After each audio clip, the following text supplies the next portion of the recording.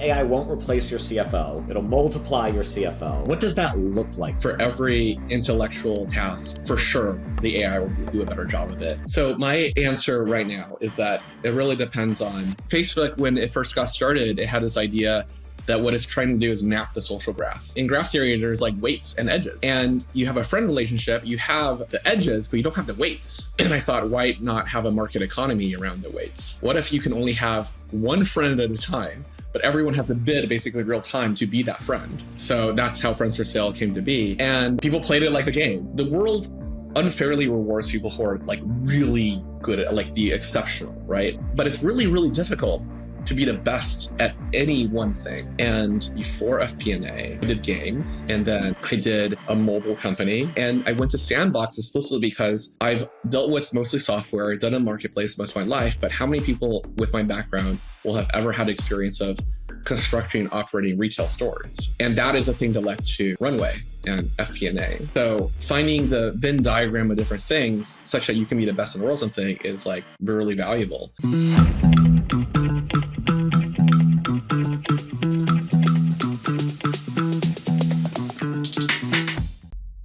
All right. Welcome to Between Two Founders. I'm Jeff Seibert, the founder and CEO of Digits. This spring, we launched the world's first AI-native accounting platform. We work with hundreds of top startups, small businesses, and accounting firms to automate the tedium. It's literally accounting software that does it for you. Digits is my third venture-backed company. And way back in 2007, I ran Stanford's Entrepreneurial Thought Leaders Seminar Series, where we invite folks like Reid Hoffman, Mark Zuckerberg, and Vinod Khosla to share their stories and advice. With Between Two Founders, I'm so honored to feature today's generation of world-class entrepreneurs. You can check out the full series at digits.com/BTF. Today, I'm super excited to welcome Siqi Chen, the co-founder and CEO of Runway. Thanks so much for joining us. Thanks so much for having me here, Jeff. Siqi is redefining how companies plan, forecast, and understand their businesses through AI. His career spans NASA's Jet Propulsion Lab, viral consumer startups like Friends for Sale and Stolen, leadership roles at Postmates and Zynga, and the turnaround of Sandbox VR.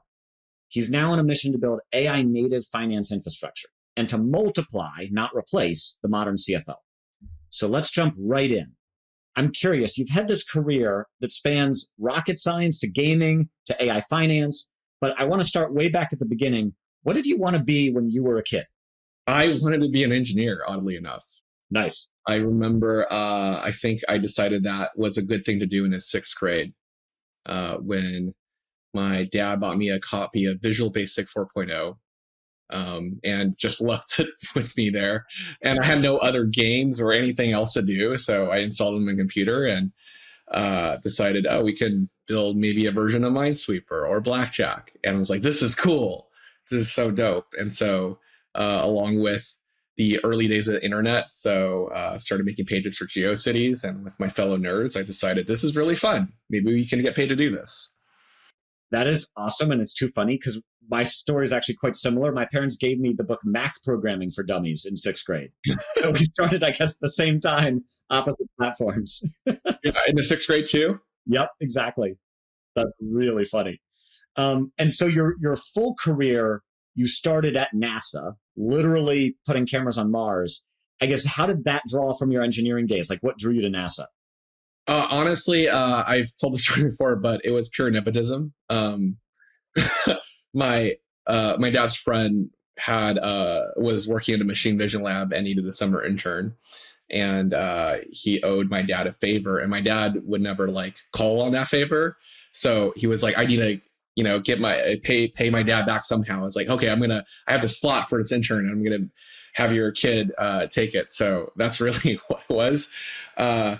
But yeah, I obviously enjoyed it. It was my first real job doing anything, and I realized that real jobs are really fun. And I was lucky enough to be fairly impactful at the organization. But that's the real story of how I got into it.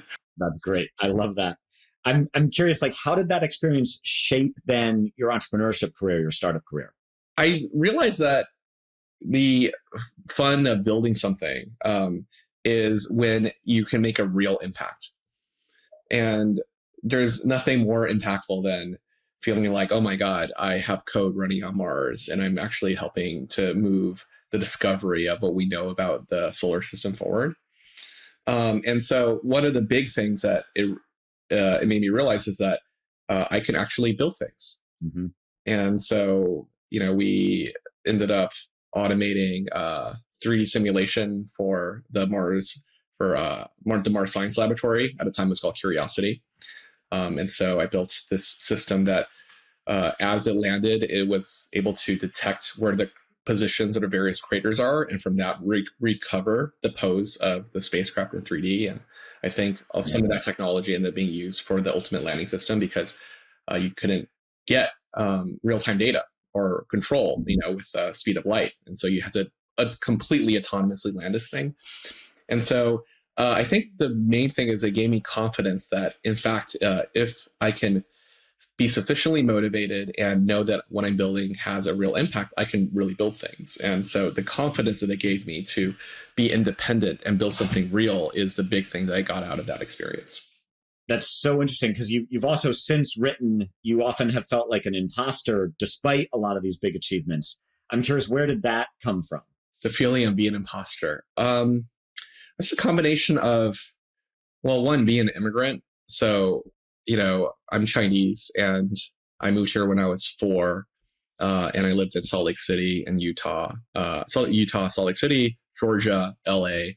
And then at 8, actually moved back with my mom to China for another 4 years. So it's like 3rd and 6th grade in China. And at 12, I moved back. So between 0 and 16, I alternated between 2 different countries. And that experience doesn't really make you confident, oh, I'm going to be a good business person in America, right? I think, in particular in China, if you're Chinese or you're Asian, you're supposed to become a doctor or an engineer, maybe a lawyer. So that's definitely a component of it. It just didn't fit the type. And the other component of it is, my background is entirely technical. So to be in this strange position a year or 2 out of college to be running a company, it was very odd. And I felt like, I got one over the world and the investors and the team, and I need to pretend I know what I'm doing. And it turns out that's a fairly common emotion, but it's definitely one that I felt and has been with me for quite some time. Tell the quick story of your first business. Like, where did the idea come from? How did you decide to dive in and start this? So the first venture-backed business was a company called Serious Business.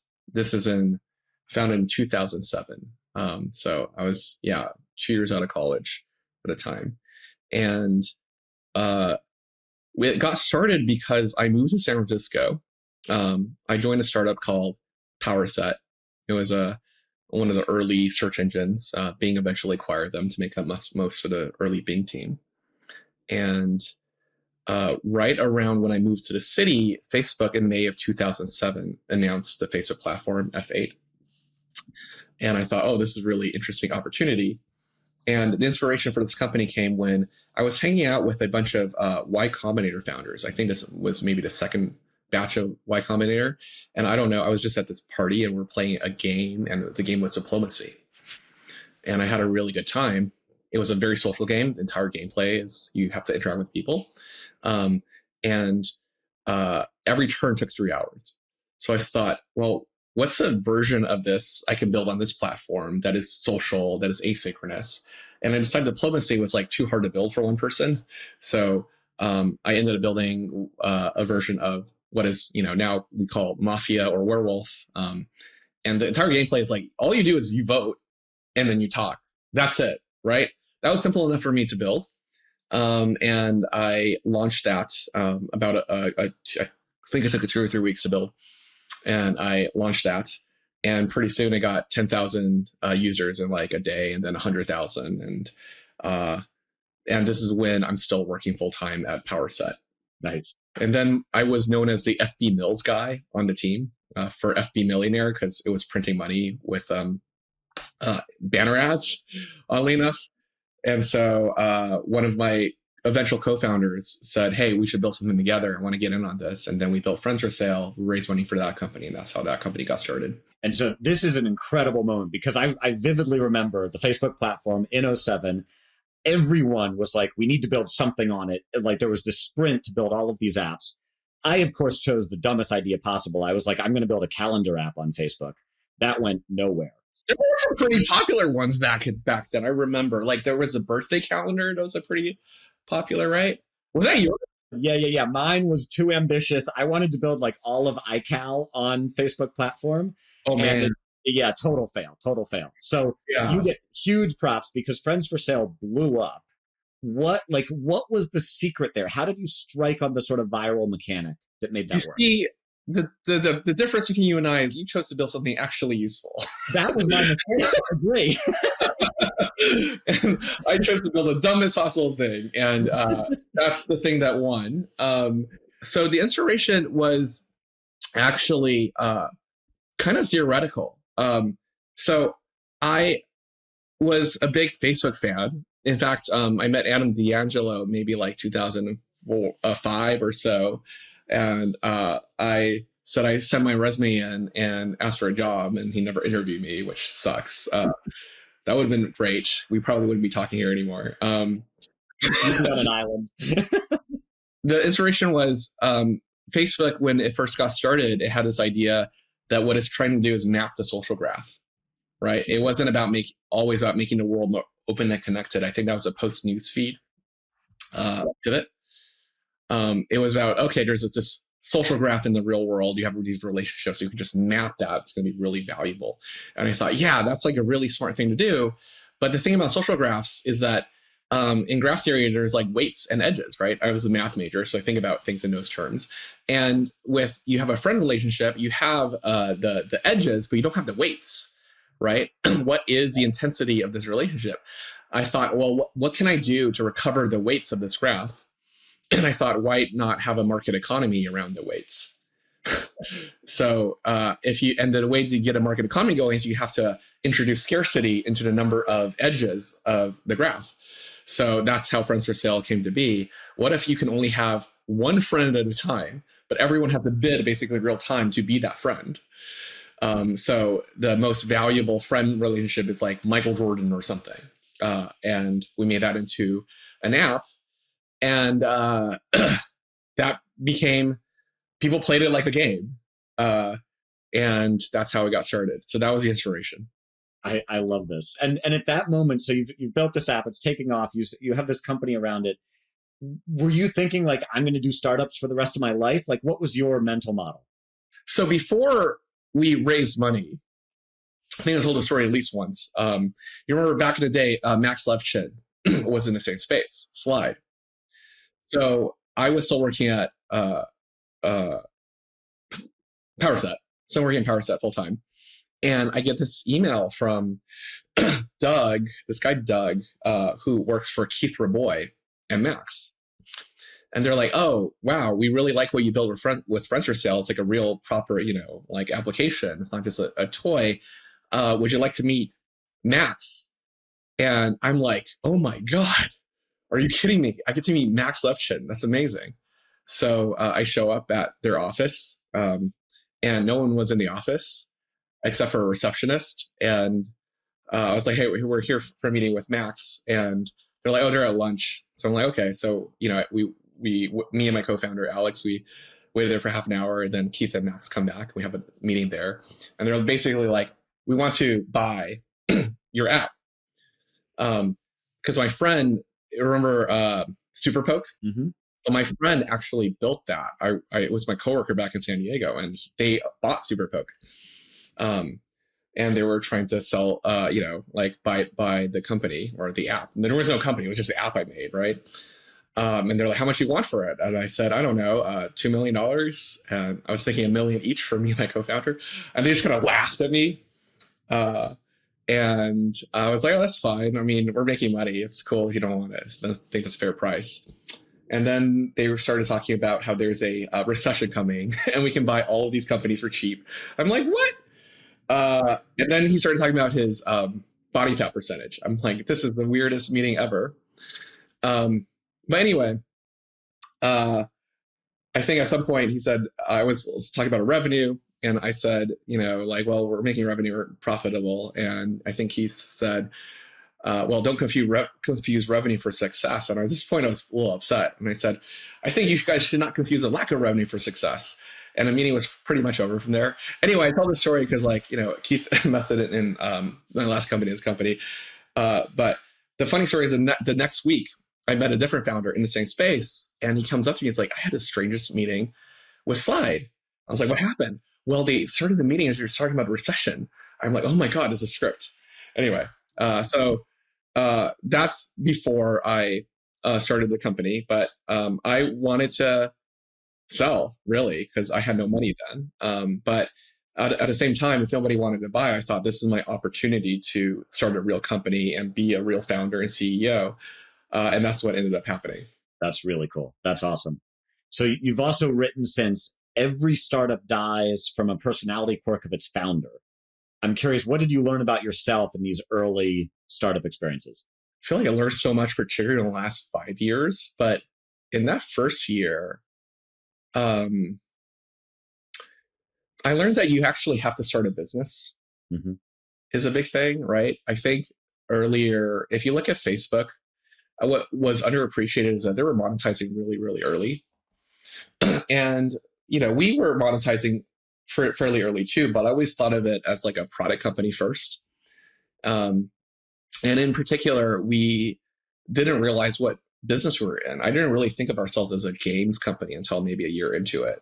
I thought we were trying to build a social network with a market economy. And so, you know, after we were acquired by Zynga about 2 years in, I think it's 3 years-ish. Yeah, about 3 years-ish, 2.5. After I met Mark Pincus, I realized that, there are levels to this game. That a person like me, you know, I can like come up with a really fun product and have it be mildly popular. But Mark was an operator. Like Mark understood this as a business, and he understood it from a much higher level of abstraction, and he understood the importance of hiring great talent and making games a repeatable process and having a system such that you can reliably distribute and monetize these games, which is why Zynga for a time did so well. And I think that actually led me to this other belief that I recently shared, which is that unpopular belief is that not enough people actually have imposter syndrome, and people who do have it probably should. And I'm like, I probably should have had imposter syndrome in my head. Like, legitimately, I really didn't know what I was doing. Right. And I think a great board recognizes that and chooses to either coach the CEO or invest anyway, and, you know, rolls a dice. But my main takeaway was that the things I was insecure about, I probably should have been. Totally makes sense. I'm so curious because, yes, you had no real business experience, but you had this amazing knack for nailing the human psychology and like getting the product virality to really explode. Do you know where that came from? Like, how did you so understand that so well? I don't know. I've always had this penchant for thinking from first principles, from first principles, and being a little contrarian. And so when I like to think about problems in terms of things that don't change. And so, I mean, one of the original inspirations for Friends for Sale was not only the Facebook theory, but I remember I was with a rich friend in Las Vegas, and we were in a line for a nightclub, and he bought a table, and I was looking at the line, and I was like trying to figure out what was going on. And I realized something, which is that, okay, basically, if you're a rich dude, you're buying a table and you don't have to wait in line. Or if you're 12 attractive women, you don't have to wait in line. I'm like, okay, so that's probably not a thing that's going to change. There's something biological about that. How do you reflect that in the economics and the systems of this game I'm making? That was another inspiration. So I don't know. Like, I think probably just having a sense of disconnection from moving to different countries, as giving perspective where I'm like looking at not people, not just as people, but also as sort of humans, and from a more disconnected biological perspective. that's informed a lot of how I think about the world. And so how did you get from that to FP&A B2B software? Yeah. So I think one of the things that I've always done unconsciously, and wasn't until I read this book, I think it was called How to Fail at Everything and How to Win Bigly Anyway. It's the Scott Adams book. He had this really interesting framework that I now apply intentionally, but at the time I didn't realize I was also applying unconsciously. And he made this observation, which is that the world unfairly rewards people who are like really good at like the exceptional, right? Like you're the best in the world, then you get unfairly rewarded, right? I read something like, someone told me who was like really into tennis that only the top 50 tennis players in the world can make a living out of it, right? That's not that many, right? And then even in that 50, there's a power law. Like the number 1 to 2 makes like 100,000x the money of number 50, right? That's kind of how the world works. But it's really, really difficult to be the best at any one thing. So he observed that it's very difficult to be the best writer in the world. It's very difficult to be the best artist in the world. And Scott Adams looked at himself and he said, well, I'm not going to be the best artist in the world because I'm just an okay artist. I'm not going to be the best writer in the world. I'm just an okay writer. But that means I can be the best comic strip artist in the world. Right. And so finding the Venn diagram of different things such that you can be the best in the world something is like really valuable. And when I think about the things I've done before FP&A, right? So I did games, and then I did a mobile company, and then that was acquired by Postmates, which was a Adams marketplace delivery company in the physical world. And I chose Postmates because I thought it was interesting. Like software that interacts with Adams is pretty interesting. And I went to Sandbox explicitly because I don't know what I'm going to do with this, but I've dealt with mostly software. I've done a marketplace most of my life, but how many people with my background will have ever had experience of constructing and operating retail stores? I just thought that would be interesting, and operate Hong Kong and VR, a bunch of different things. And that is a thing that led to Runway and FP&A. And with FP&A, I thought that's a problem that I experienced at Sandbox when I was operating. And though it was B2B SaaS, which I've never done before, right? So that was like probably like the only major category outside of like, even technically like even hard tech, we did hardware at Sandbox, like of company I haven't been exposed to. I thought it was just going to be really interesting. So that's how it happened. How did you get into accounting? So it's funny, similar story. I think it only makes sense looking backwards. Yeah. I did a document collaboration company back in 2007. Then I did mobile tools, Crashlytics, and sort of during the mobile wave. And then we got acquired by Twitter. And I saw that whole journey. And what really struck me was the difference in data, actually, because in product engineering, performance analysis, mobile, you had all this live real-time data. And we had these dashboards. I mean, we could see every device on the internet that had Crashlytics on it. And then on the finance side, I'm waiting 3 weeks for a P&L from my accountant. And I'm like, clearly there's a difference in data quality between these sides of the business. And so that was the premise. I think it might have been a sort of similar motivation of like being so frustrated with what you were seeing at Sandbox and trying to understand the business. I had this same thing at Crashlytics and then Twitter. I actually want to go back to that question you asked me about all the things what are the most important things you've learned about yourself, because the performance of a company is capped by the founder. So you're now 7 years into it, Digits. How have you personally, what's the most important things that you've learned about yourself and how you've grown over the past 7 years? I imagine there's a whole lot. Yeah, it is. It's really interesting.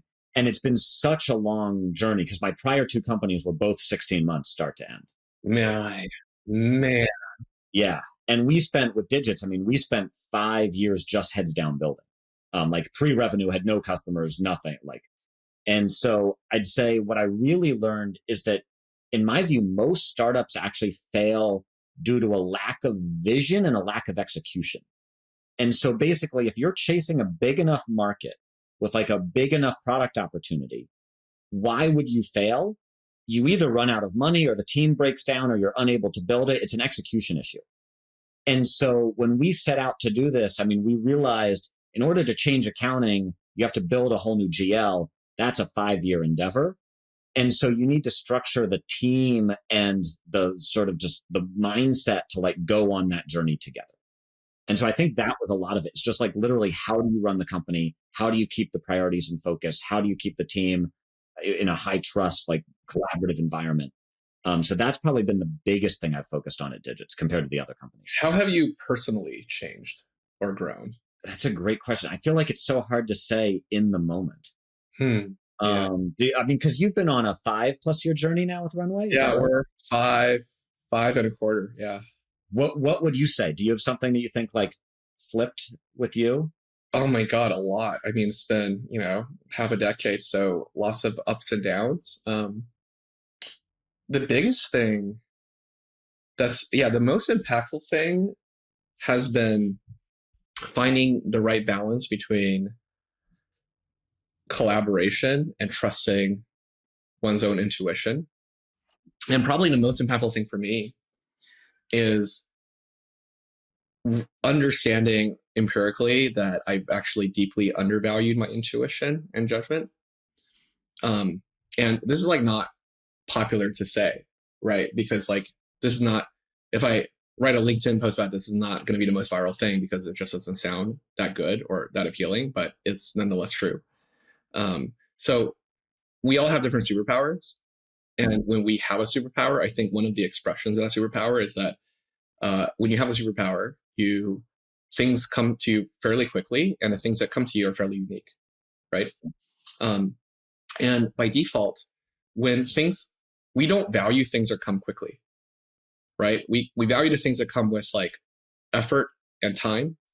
And so if I were to have some kind of superpower, let's say around like product judgment or something, but the things come to me so quickly and I fundamentally even internally don't value them because it's just like, well, it's some random idea, some random intuition that comes from me, versus I put this team around me and they're all smart people that I respect, and they have different superpowers and their opinions are informed by research and logic and a bunch of different things, and it took time. Then I'm going to weigh the other people's opinions a lot heavier because that seems like a rational thing to do. But what ended up happening is that because I didn't value my intuition or superpower, I didn't value enough to even decompose it in my own head and understand where it comes from. And if I can't understand it myself, then I don't spend the time to explain it to other people because I don't even understand where it came from. And so then we enter this world where, okay, I just have these random opinions. I can't really explain them. Other people have very well-founded other ideas, and we end up with something incoherent. And we're used to, on the internet, right? We're used to this idea of having very talented and smart people who have diametrically opposed opinions on the same thing. We just consider it normal, but we don't really like think about that when we work internally, or at least in my team. And so it took me too long for me to get to a point where I say, you know what, that could be correct. And that's probably like well-researched. It's just not right for me. And that is an acceptable answer. So that's probably the biggest learning I've had over the past 5 years. That's really interesting and brings me back to, I think I learned that at Twitter. And so when I was head of product at Twitter, the biggest challenge we had with the PM team is they would always be pointing to, oh, Facebook did X, Google did X, look at Snapchat, they're new, they're upcoming, they're doing X. And I had to really push against that and be like, we have smart people at the company. We have hired all of you because you understand Twitter and like want to make it better. Like, we should trust our ideas internally, not only be influenced by what other folks in the space were doing. And I took that to heart at Digits because it was a brand new space for me. I had done B2B SaaS. That was fine. I had no background in finance or accounting. And so we did a couple things. Like, I read 2 accounting textbooks cover to cover. We hired UCLA's professor of intro accounting to give our team a private class, but we then didn't do more. We intentionally did not hire any accountants at the company for the first 3.5 years because I wanted to build accounting software from sort of first principles, like in a way that would be intuitive to the business owner. Yeah. And it was a really interesting choice of like, okay, 3.5 years in, we're now mature enough where we think we've encoded like our unique approach to it. Now we do need to hire a CPA to make sure we're not being morons and like we didn't totally do something wrong. And sure enough, we did on the edges. And we had a PM come in with a CPA background and so on, and we addressed some things. But I think that balance created the right tension where we weren't just like going to build accounting software because we hired accountants. Yeah, that's right. I mean, we had a very similar journey and we made very similar choices. Yeah, we also didn't. Our first finance person actually was a customer of ours. And he was a VP of finance at a significant company. I think it was like Plural Insurance. And he loved the product so much that he asked for a job. And we didn't have a finance role. And I asked him if he wanted to do customer success. He was like, sure. So he was doing customer success for a year. And now we're at a scale where we actually do need a head of finance. And it's like, I should hire a head of finance. I'm like, oh, wait, we already have one. I just made him customer support instead. I love that. He's like, but yeah, it's really interesting. I think that choice, I think, really matters, right? Because if you want to your point about vision, if you want to build something really new, disruptive, you really have to take a first principles approach. And the default is going to be what people are already familiar with and what is possible today. And so I think over the long run, that is going to be a very valuable approach. So I'm very curious about this because I think both of our products have the same sort of default competitor, which is in accounting and in finance. If the software can't do something, you just go to Excel, right? It's like you export the data, go to Excel, figure out what you need to do. How do you think about that as a product? Like, why do CFOs always end up in spreadsheets? Is your vision to prevent that, or is that fine? Like, how do you see that? Actually, I mean, is it the case that your alternative is also Excel? For a lot of things, like if they're doing depreciation schedules, fixed assets, like prepaids, it's all in Excel today. So the way Runway's position is that there are workflow products and there's tools for thinking. And so if you think about the pains that occur on a spreadsheet as you scale, there's like 3 types of pains for our FP&A use case, right? Which is a forward-looking one. The first pain is that you just have more data across more data sources, right? You start with a general ledger like digits, and then you quickly add on a data warehouse, a CRM, marketing software, HRS systems. And so the amount of time and the volume of each of these data sources also massively increases.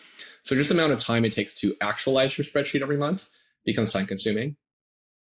The other thing that happens is you have more people in your company, right? And so you when you ran product at Twitter, you've gotten this Google Sheets from your head of finance for every quarter with the budgets that you're supposed to fill in. And it's the last thing on your to-do list because it's paperwork. And you have the finance team bugging you over Slack to fill it out. And eventually you do, and you never see that again. And that's annoying because you're basically nagging all of your stakeholders, your peers. And the third thing that happens is just anxiety over the trust and integrity of your model, right? You have 10 million cells, an error can one, it could ruin the integrity of it. So at some point, these pains converge and you're looking for something to solve these pains. The problem is that you can solve all of these pains, but what you forget is on the other side of this, you still have to think and create new scenarios and change the plans for your business. And Excel is really, really good at that. It's super flexible, super easy to use.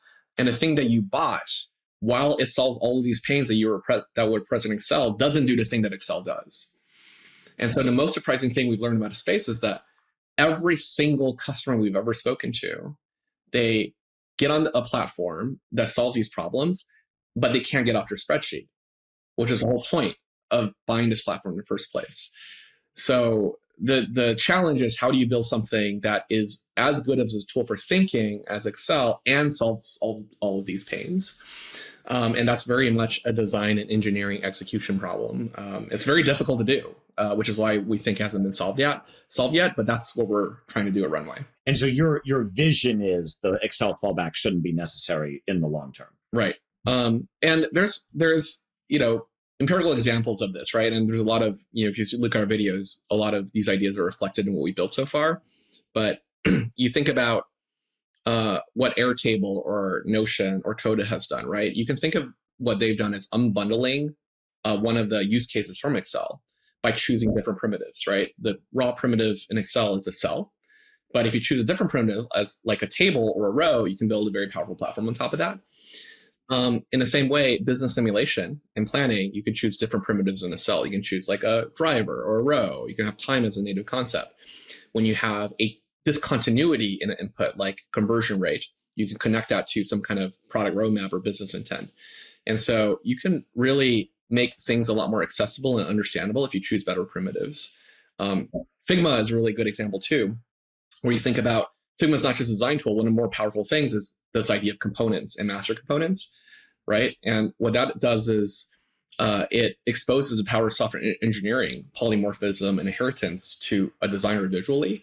So there's enormous examples of ideas where if you choose different primitives, you can make things a lot more accessible and easy to reason through. And we think that's true for business planning too. Love it. And this is what I really like is breaking down products into the primitives. Like, what are the atoms and how does recombining them in different ways actually create this emergent product capability? Totally. That's the key. Totally. Yeah, that's the key, right? The number one reason why someone would switch to Runway is because of that flexibility. And so how do you like choose the right primitive such that they're flexible enough to do most of the cases of that you need to do to model any kind of business, but they're high level enough where they increase the speed by which you can think and reason. One of the things that we're really inspired by, so there's this book by Annie Murphy-Paul, I think it was, called The Extended Mind. And she introduces a concept called offloading. And the thinking there is that when we think about intelligence as humans, we think about it in terms of how much processing one can do in one's head, right? So Magnus Carlsen, we think is really smart because he can think 30 moves ahead. But then when you think about the most complex work that humans have done, it's always done collaboratively. And we collaborate by offloading our ideas onto some external medium, like a whiteboard or a document. And so the information technology tools that we have that can close the gap between what are the concepts in our head and how it's represented on screen and how quickly you can manipulate them ultimately is what allows for the best work to be done. And that's very much how we think about Runway. That's awesome. I love that. So we need to bring AI into it for a moment. You've written that a lot of AI workflow tools just sort of bolt a chatbot, wow, I can't talk, onto the side. How does AI play in your space? Like, what is the actual application of AI in finance and where do you see that going? Yeah. I mean, I think it really is dependent on our positioning. Again, as a tool for thinking, right? It's easy enough to build a sort of co-pilot where you can just ask it questions and it gives you answers. Like having to answer is often not the most of the point of having a model and planning, right? The biggest value you get from planning is the process of planning such that you can understand how the business works, develop an intuition for things. And so we do the former as well, but we do think about AI as an opportunity to help you think faster and better and with more clarity. So for example, one of the more frequently used features in Runway is what we call explain mode. And we haven't really announced this yet, but people are using it. And what it does is, when you look at a screen, right, there's all these numbers, all these buttons, and you might have questions about it.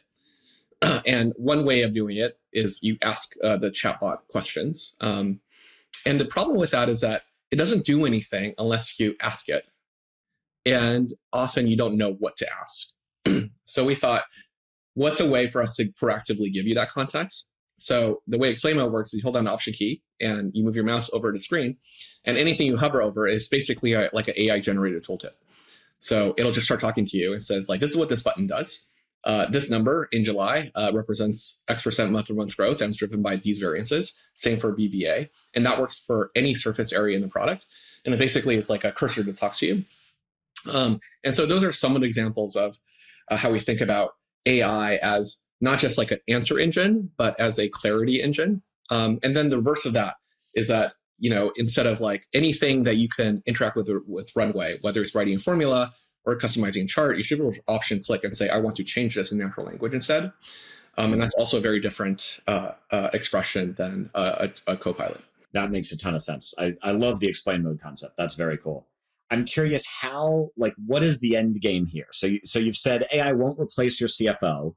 It'll multiply your CFO. What does that look like? Like, what does a future finance org, how's it shaped in your mind? I think most of the low leverage work will be automated away. But I often ask the question to myself, well, in not just my company or your company, like anyone's company, how does it survive in an AGI, ASI world, right? Where if you know that for every intellectual task, for sure, the AI will do a better job of it. What is our role? Are we all just YouTubers then? So my answer right now is that it really depends on what doesn't change, right? And are we going to live in a world where we will just allow AI to take all actions and make all decisions? Or is there some element of human review or judgment that differentiates one company or product from the next? And if we live in that second world, then my belief is that tools for thinking becomes more valuable, not less. Because no matter what set of recommendations or what decision an AI will recommend, your judgment has to be informed by experience and understanding, and tools that make enormous complexity and even more complexity in the AI world understandable to you as a human. It becomes even more valuable in that world. It's like the Ironman suit analogy versus sort of the Terminator. Like if you want to compete with ASI, you have to have a Jarvis, the best Ironman suit. And that's how I see Runway over the long run, where that Ironman suit that helps you make sense of that complexity and help you think faster. When if you go back to your Venn diagram, right, like the AI, imagine, okay, AGI is brilliant about sort of everything on the internet. It knows all this context of the world. It still isn't going to have that unique insight of your company. Like what makes your company special that's going to guide your path versus a generic business management consultant strategy book? Well, I think actually it will know those things, right? I mean, it's one of the things I've been really, there's a few companies that are coming out that are doing this, but one of the product ideas I've been really obsessed with is a tool that is able to be in all the meetings I'm not in and have more context than I do, right? Like it should have omniscient context and more context than I do. So I think it will be quite good at that. But what it doesn't have is my unique set of life experiences. It doesn't have like the human experience, right? It will maybe have the robot experience, but not my experiences or your experiences. And that sort of like subjective uniqueness will always be something that we will have. And I think that will ultimately define and help us differentiate in the marketplace, right? So the analogy I have for this is that you can imagine a robot and AI, and you will have this chef in your home that is going to every time be a better cook than the French Laundry.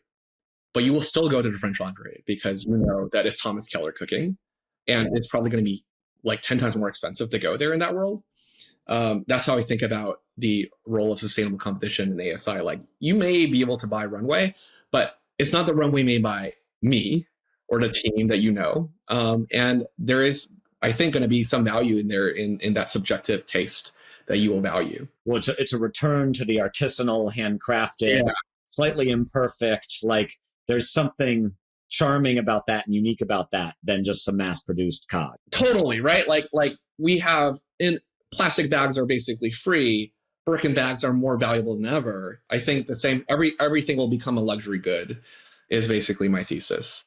That makes a ton of sense. I mean, so when AGI arrives, what do you want to be doing? I want to be doing what I'm doing now. Honestly, I'm just having such a good time. The product and the mission that we're building just seems one of those evergreen things. Like, how do we make things understandable and accessible? And the mission statement of Runway is to make business accessible, understandable to everyone. And I think that's a never-ending quest. And the complexity of business is only going to exponentially multiply, especially with AI leverage. And so, yeah, I want to do what I'm doing now is the short answer. Well, I want to touch on a bunch of things for other founders listening who are probably earlier in their careers. This has been your first experience with B2B SaaS. I'm curious, like, what's gone well, what hasn't gone well? What's the advice you would give founders entering the space? I would probably, in retrospect, have picked a easier problem to work on. Okay. That's probably the biggest thing. I knew coming in that this is going to be a 3.5 to 5 year build, and we're now 5 years in, and it's like, yeah, that's about right. Yeah. Probably how long it's going to take. I think the biggest thing is probably this. Getting to product market fit is difficult, and you want to do the standard thing where you want to balance your intuition vision from learning with customers. But what I super underestimated is the importance of a go-to-market engine as a machine.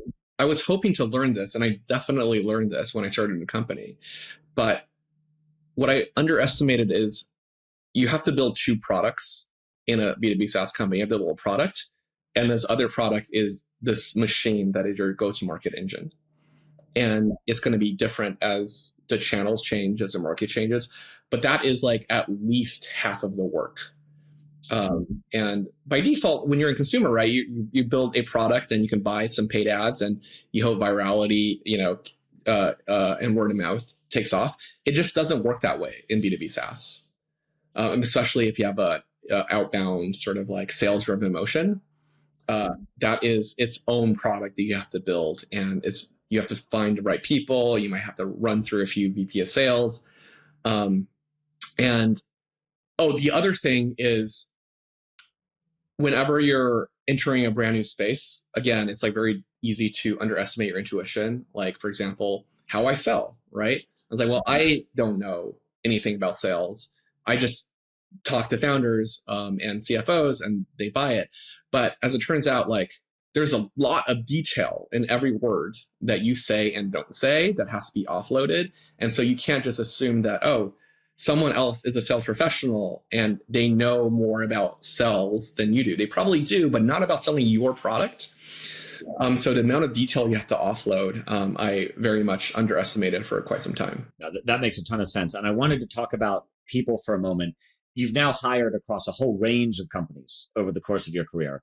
What do you look for in folks? Like, what kind of people thrive working with you? The 2 things that I look for, so I do a cultural interview. The number one thing is high agency. Mm-hmm. So I'm looking for people who, I have these different questions that I ask that I'm trying to get a sign for. Does the world trying to get signal for, does this person's mental model result in a mental model where the world happens to them, or are they happening to the world? Like, how do they fundamentally see the experiences they have in their life? And that reflects agency. Another one is just like raw horsepower intelligence. And you can pick up a lot of signal through other interviews and your own interview through that. And the third one is how good is your taste?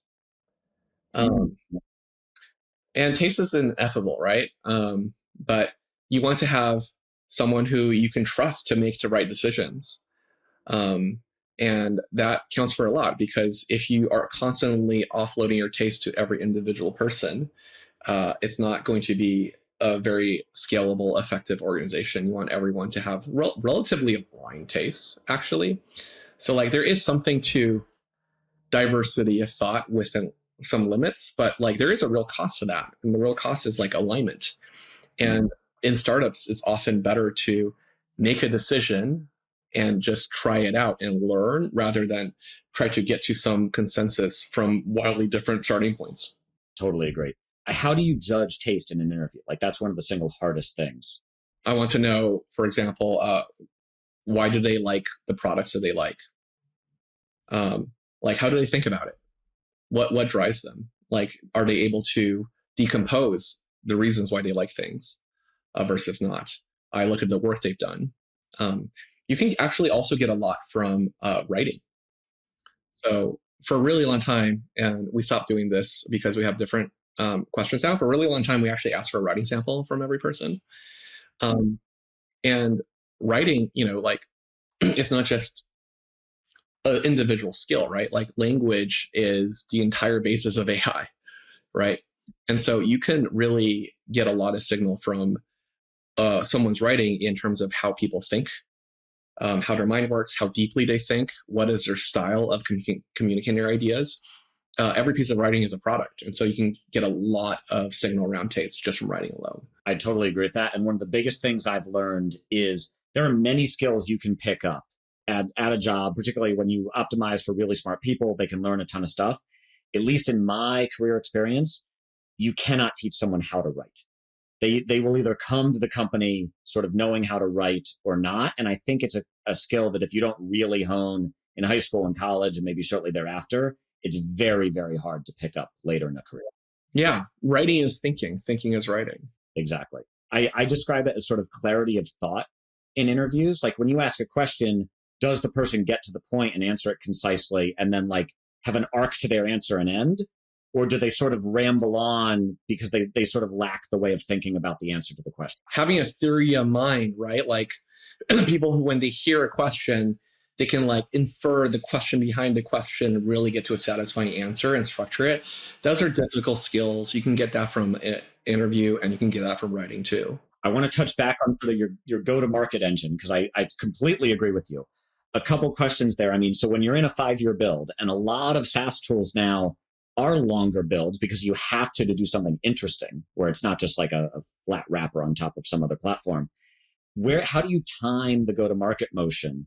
Because like in year 1, you don't have anything to sell. Or how do you think about that? Yeah, we mostly didn't. I mean, I can tell you what worked for us, which is that, our first $1 million of ARR just came from me tweeting through it. As you might have seen. And that was fairly intentional in that I think when we founded Runway, I had, I want to say like 8,000 followers on Twitter. And I thought, given what we're doing, it's probably strategically valuable for me to just get good at Twitter. So I think I tweeted maybe like less than 100 times in the first 13 years of me being on Twitter. I wasn't particularly active. And then since I started Runway, I decided I just need to get good at it. And so pre-product market fit, you want to get design partners. And so tweeting about your mission, sharing that story, what you're trying to do becomes like was really impactful for us. In fact, we churned through like, every one of our first, 20, 30, 40 customers, right? Because the product didn't do much. And what was really surprising is almost every time I was feeling really terrible about wasting all these companies' time because, they spent a bunch of time with us and the product didn't do much in the first couple of years. But they would always say, no, don't sweat it. We just really believe in what you're doing. And so I would say in the pre-product market fit, evangelizing your mission, your purpose, and speaking to an unmet need goes a long way. And you're right, it isn't until you have like real product market fit where you can really build a system, and that matters.